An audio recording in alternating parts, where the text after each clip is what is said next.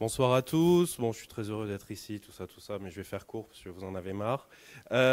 Juste pour vous dire, pourquoi est-ce qu'on est là ce soir? On est là ce soir parce qu'on a ouvert il y a maintenant un tout petit peu plus d'un an notre site opendata.paris.fr. Ça, c'est l'adresse. Paris Data, c'est le nom. L'idée, c'est que Paris a une politique d'innovation très fournie. On parlait tout à l'heure de création d'entreprises.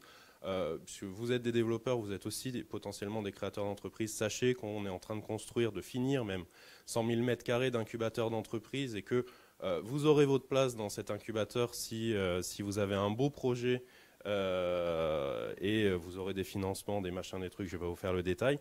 Voilà. Ailleurs dans la politique d'innovation, il y a évidemment l'open data et tout ce qui est politique de développement d'applications mobiles. Pourquoi via l'open data? Parce qu'il y a évidemment les enjeux de transparence, mais il y a aussi des enjeux de stimulation de la communauté de l'innovation. Ça veut dire qu'on est vraiment là pour donner des briques pour permettre de faire des services innovants. Parce que fondamentalement, le métier d'une ville, c'est de faire une piscine, c'est pas de faire l'application iPhone qui va permettre d'aller à la piscine et de connaître les horaires. C'est de faire des routes, c'est pas de faire l'application Android qui va permettre d'avoir son itinéraire, etc., etc. On considère que c'est beaucoup plus votre métier et c'est surtout beaucoup plus votre compétence. On sait très bien que nous, on est capable de payer des gens pour le faire.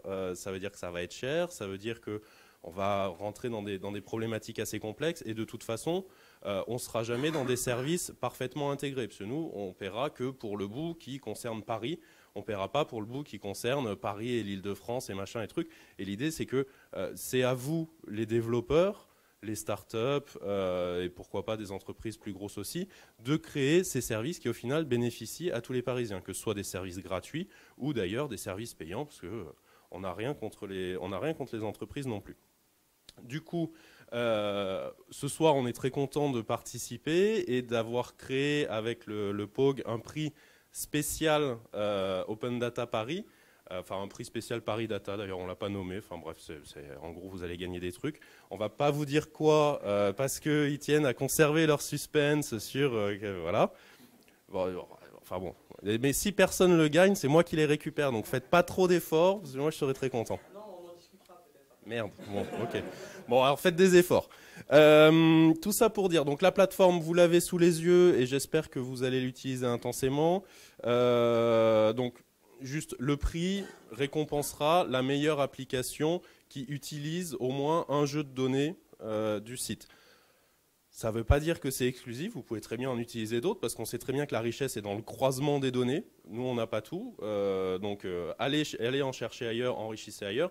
Mais par contre, du coup, automatiquement, toutes les applis qui utiliseront un jeu de données du site Open Data Paris seront éligibles à concourir au prix Open Data Paris qui n'est qu'un des nombreux prix. En gros, la plateforme, vous l'avez, il y a des jeux de données qui sont classés par thème. On n'en a pas 528 millions découpés par quartier comme Etalab. Nous, on a privilégié plutôt, de toute façon, on est locaux, donc on n'a pas tellement le choix. On a privilégié des jeux de données qui sont plutôt denses, plutôt touffus. Donc n'hésitez pas à aller voir, vous allez voir qu'il y a pas mal de choses intéressantes. Juste quelques-uns comme ça, où... alors, on espère surtout être surpris par ce que vous allez inventer. Parce que nous, on a des idées, on sait très bien qu'il y a un certain nombre de choses qui sont un peu évidentes et on se dit, ah tiens, ce serait bien d'avoir ça. Mais par contre, on sait très bien aussi que votre imagination collective est largement plus développée que la nôtre. En somme, hein, parce que finalement, on n'est pas si bête, mais au total... Vous avez forcément plus d'imagination que nous, mais dans les choses qui nous semblaient intéressantes, il y a des jeux de données sur les bibliothèques, puisqu'on a déjà entendu parler de bibliothèques, il y a moyen sans doute de croiser des choses. Il y a aussi évidemment tout ce qui est équipement de proximité, il y a les arbres, à la fois le petit jeu de données qu'on a vu tout à l'heure, qui est juste celui des arbres remarquables, mais aussi celui de tous les arbres de Paris, et il y en a, je ne sais plus, 200 000, quelque chose comme ça, avec les essences, les machins, ils ont même tous... Ça, malheureusement, c'est pas dans le jeu de données aujourd'hui, mais ils ont tous une puce dans leur tronc, une puce RFID qu'on peut aller lire, etc. Malheureusement, ça marche assez mal, donc ils n'ont pas voulu lâcher les données, parce que sinon, on aurait pu faire des super jeux de pistes où on scanne la puce avec le téléphone et tout. On a un jeu de données sur les lieux de tournage à Paris. Il y a, je sais plus, évidemment Jean-Philippe est pas là, donc c'est lui qui sait, on a genre 6000 lieux de tournage dans Paris qui sont géolocalisés avec l'adresse, etc., etc. Donc il y a sûrement des croisements intéressants à faire avec, je sais pas, des trucs genre IMDb et compagnie. On croit aussi beaucoup à tout ce qui est crowdsourcing. Alors évidemment pour les applis, c'est-à-dire le crowdsourcing, le principe c'est pas nous qui payons, c'est vous qui faites gratuit. En gros, voilà. Mais on y croit aussi beaucoup pour tout ce qui est enrichissement des données. Un exemple type, aujourd'hui, on a une liste des distributeurs de préservatifs, alors préservatifs masculins, pardon. Cette liste, c'est la liste des choses qui sont mises à disposition dans des équipements municipaux. Mais on sait très bien qu'il y a des tas d'autres endroits, des devantures de pharmacie, des gares, des lycées, des collèges, que sais-je, qu'il y a d'autres endroits où il y a des distributeurs de préservatifs. Donc typiquement, on peut très bien imaginer une appli qui présenterait la carte des distributeurs de capotes et où les gens diraient « Ah bah moi j'en ai vu un là, hop, je le rentre et je le rajoute ».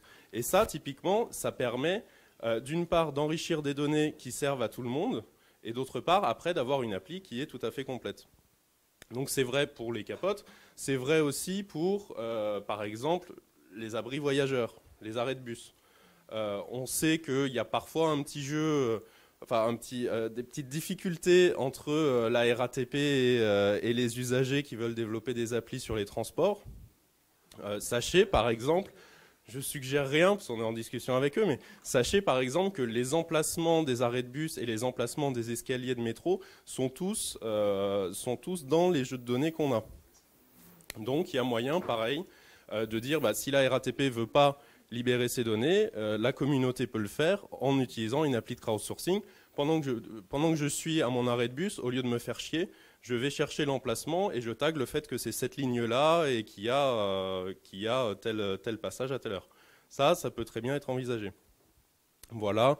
Que vous dire sur le site? Vous avez, il n'y a pas tant de jeux de données que ça, donc n'hésitez pas à prendre ne serait-ce qu'une demi-heure pour aller regarder un peu tout. À chaque fois, qu'est-ce que je vais vous sortir?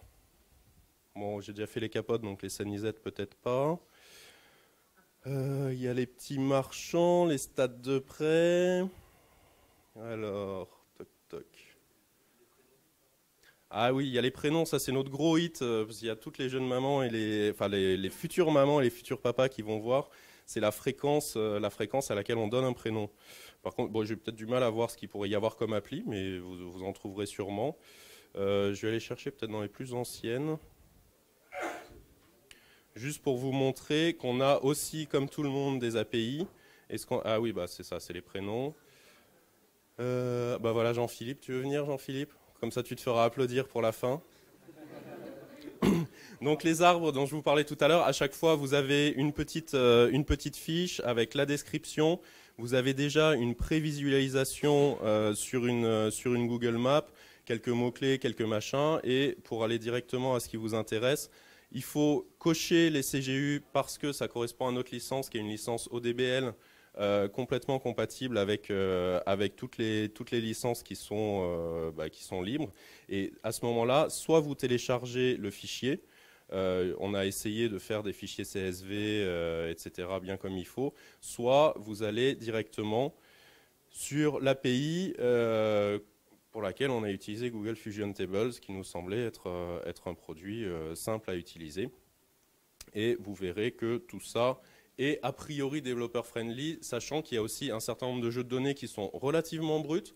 Donc j'ai pas de doute sur le fait que vous êtes beaucoup plus fort que moi, parce que moi je suis plus ingénieur depuis 10 ans maintenant, mais il y a sûrement des pépites à extraire de l'ensemble de ces données, et on espère beaucoup avoir des services intéressants à la fin du week-end, et puis de continuer après, on relancera sans doute des concours régulièrement. Donc voilà, si vous avez des questions... Ouais, j'ai donné un peu d'idées, j'ai dit des trucs de crowdsourcing, où on pourrait, par exemple, faire chier la RATP. Pardon. Faire chier la RATP et crowdsourcer. Ah merde. Elle est en live stream. Donc on pourrait, par exemple, crowdsourcer tous les plans de la RATP, mais à cette heure-là, ils dorment, de toute façon. Crowdsourcer tous les plans de la RATP avec la base, nous, des emprises de bus qu'on a. De quoi j'avais parlé d'autre? J'ai parlé des arbres, j'ai parlé des tournages. J'ai parlé des préservatifs. Je sais que c'était ton exemple préféré. Voilà, j'ai parlé de l'API, etc. Enfin, si vous avez des questions, n'hésitez pas. On est là. Enfin, moi, pas très tard, mais je repasserai demain et dimanche pour le jury. Donc, je voterai aussi. Donc, si vous avez des coups à boire, voilà, des choses à payer quand je repasse, n'hésitez pas. Voilà. L'événement est gratuit, mais pas forcément la gagne. Ouais, l'événement est gratuit, mais le jury est payant. Merci.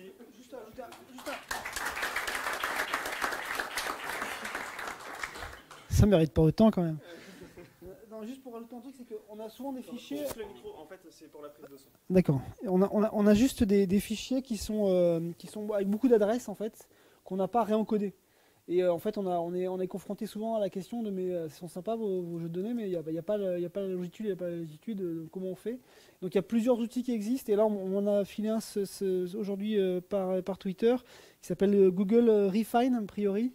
Il y a un tutoriel d'usage qui permet donc de récupérer un CSV avec une adresse et de le retransformer en XY. Le tutoriel il est sur datavisualisation.wordpress.com. Voilà, ça peut vous servir dans le week-end. À un moment donné, s'il faut transformer du XY ou de l'adresse en XY, voilà. Alors, on va vous confirmer pour l'outil si ça marche parfaitement et tout. Mais sinon, déjà, on va commencer par vous remercier tous les deux et remercier encore tous les intervenants de ce soir. On va passer. Alors, j'espère que ça a été un petit peu intéressant pour vous. C'est vraiment un début. Je sais que les infos sont